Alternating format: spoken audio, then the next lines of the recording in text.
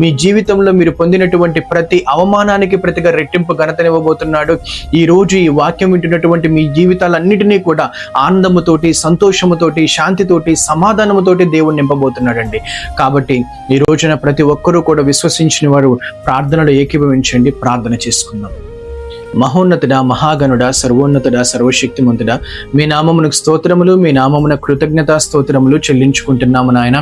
తండ్రి, ఈ యొక్క నా తండ్రి ప్రార్థనలు ఎవరెవరైతే ఏకీభవిస్తున్నారో వారందరి మీద మీ కృపను, మీ కనికరమును, మీ ప్రేమను, మీ వాత్సల్యమును మీరు చూపించండి నాయన. తండ్రి, వారు పొందినటువంటి అవమానానికి ప్రతిగా నా తండ్రి రెట్టింపు ఘనతను మీరు వారికి దయచేయండి నాయన.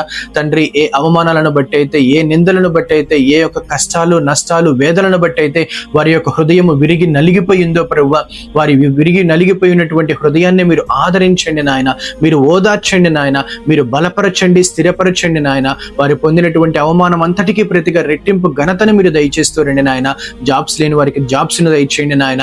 ఇదిగో నా తండ్రి, పిల్లలు లేనటువంటి వారికి నా తండ్రి, ఇదిగో ప్రభువా, ఆ యొక్క గొడ్రాలు అనేటటువంటి నా తండ్రి ఆ పేరుని తీసివేసేసి ప్రభువా, ఇదిగో నా తండ్రి మంచి నా తండ్రి, ఇదిగో ప్రభువా, పిల్లల్ని దయచేసి ప్రభువా, తనకు నా తండ్రి మంచి సంతానాన్ని మీరు అనుగ్రహిస్తున్నామని ప్రార్థిస్తున్నాము నాయన.